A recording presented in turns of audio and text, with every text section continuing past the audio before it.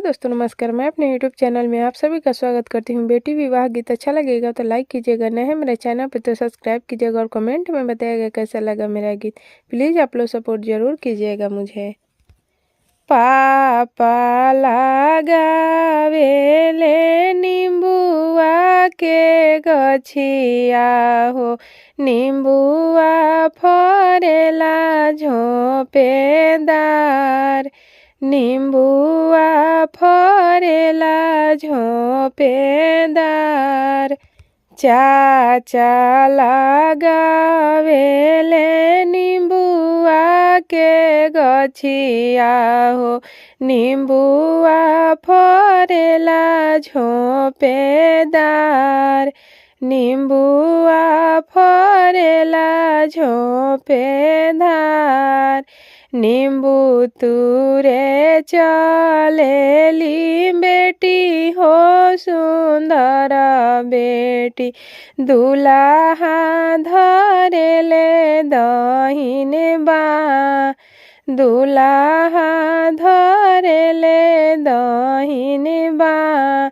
छोरू छोरू दुल्हा हो, हमरो दहिने बहिया हो, देखिली है पापा हमार।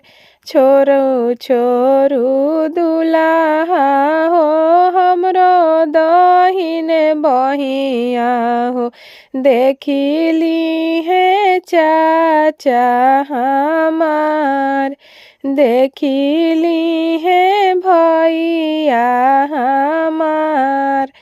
पापा के देखले जुलुम होई जाई है हो, करे लगी है हमारो विवाह।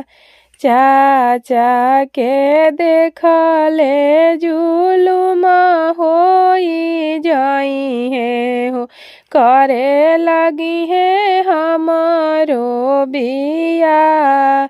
भैया के देखले जुलुम होई जाई है हो, करे लगी है हमारो बियाह, करे लगी है हमारो बियाह।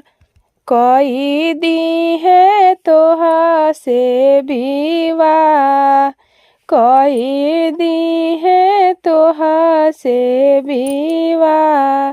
नाही मोरे दुल्हा सबेरे नींद खुलेला, नाही आवे कौनो व्यवहार।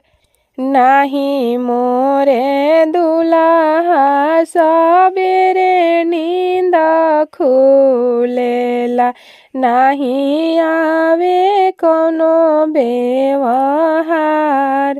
नाही आवे कौनो व्यवहार। मम्मी बिनु ए दुल्हा निंदियो ना आवेला, कैसे रहबी ससुराल। बहिनी बिनु ए दुल्हा निंदियो ना आवेला, कैसे रहबी ससुराल, कैसे रहबी ससुराल। का तू सुभावा हो, तना डेराइल बारू, करी है तो करे दबिया।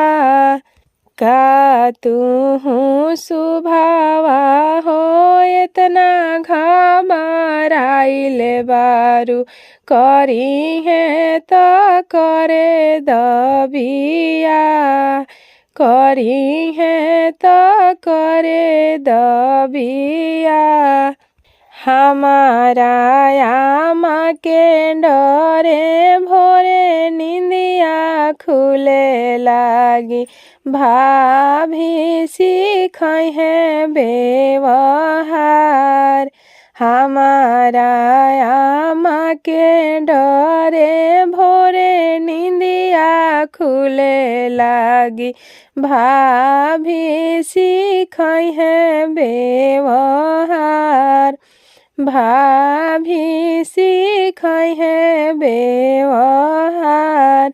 हमारा ही संगे, हमारा ही संगे शुभवा निंदा नीरा भेद लागी। हंसी खुशी रहबू ससुराल, हमारा ही संगे शुभवा निंदा नीरा भेद लागी। हंसी खुशी रहबू ससुराल, हंसी खुशी रहबू ससुराल।